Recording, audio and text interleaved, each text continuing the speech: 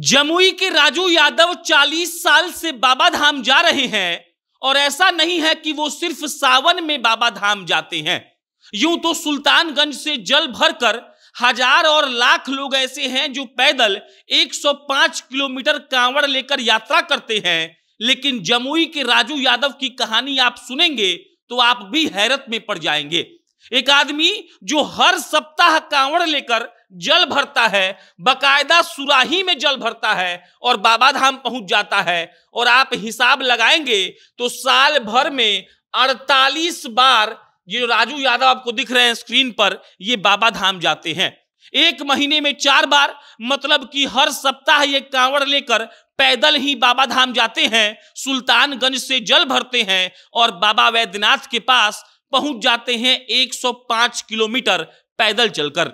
ये कहानी सिर्फ इतनी भर नहीं है, साल भर में 48 बार तो वो बाबा धाम जाते ही हैं। इसके अलावा राजू जी ने पिछले 40 सालों से अन्न का एक दाना नहीं खाया है। पिछले 40 सालों से सिर्फ फलाहार करके राजू यादव अपना जिंदगी बिताते हैं, और उनसे पूछिएगा तो वो कहेंगे अगर इस मोमेंट पे हम अन्न खा ले तो हो सकता है कि मेरी मृत्यु हो जाएगी।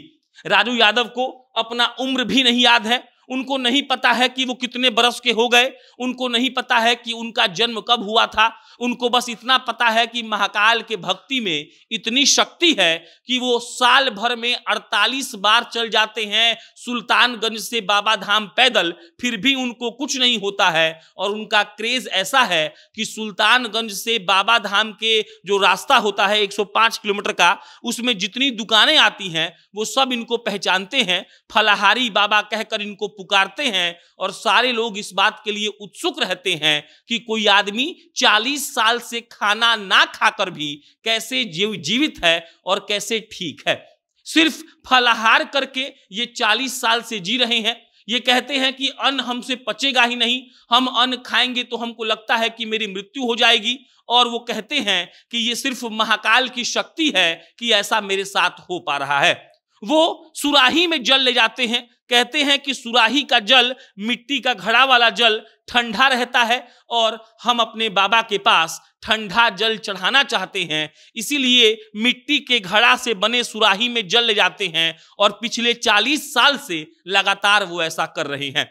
वो बताते हैं कि हम महाकाल का उज्जैन मंदिर भी पैदल जाते हैं, साल में 1 बार महाकाल का भी दर्शन करते हैं, वहां पर भी जल चढ़ाते हैं, और वो आगे कहते हैं कि हमने अपना पूरा जीवन महाकाल को, शिव भगवान को समर्पित कर दिया है।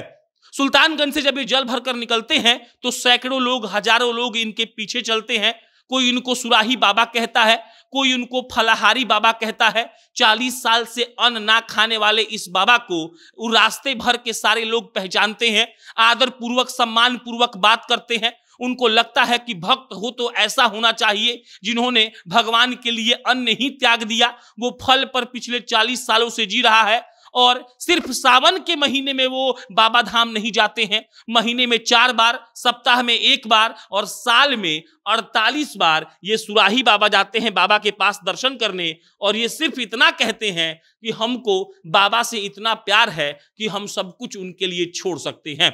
उस आदमी को अपनी उम्र तक याद नहीं है। आप देख लीजिए, अंदाजा लगाएंगे तो 55, 60, 65 के आसपास की इनकी उम्र है। और इस बार की अच्छी बात यह है कि राजू यादव जी के साथ उनके 2 मित्र जो आपको अभी स्क्रीन पर दिख रहे होंगे वो भी जा रहे हैं, और ये सारे लोग सुराही में जल भर कर ले जा रहे हैं। शुक्रवार को ये लोग सुल्तानगंज से जल भर कर निकले हैं, सोमवार को जल चढ़ाएंगे। सोमवार को बाबा जी के पास जल चढ़ाने के लिए बहुत मारामारी होती है। सब लोग चाहता है कि सावन के सोमवारी में हम जल चढ़ाएं, ज्यादा पुण्य मिलता है उससे। और सुराही बाबा भी निकल चुके हैं, फलाहारी बाबा भी लोग इनको कहते हैं, और राजू यादव इनका असली नाम है। जमुई के रहने वाले हैं, 40 साल से बाबा धाम जा रहे हैं, और साल भर में 48 बार कांवड़ लेकर ये पैदल यात्रा करते हैं बाबा के पास, और बाबा को जल चढ़ा कर आते हैं।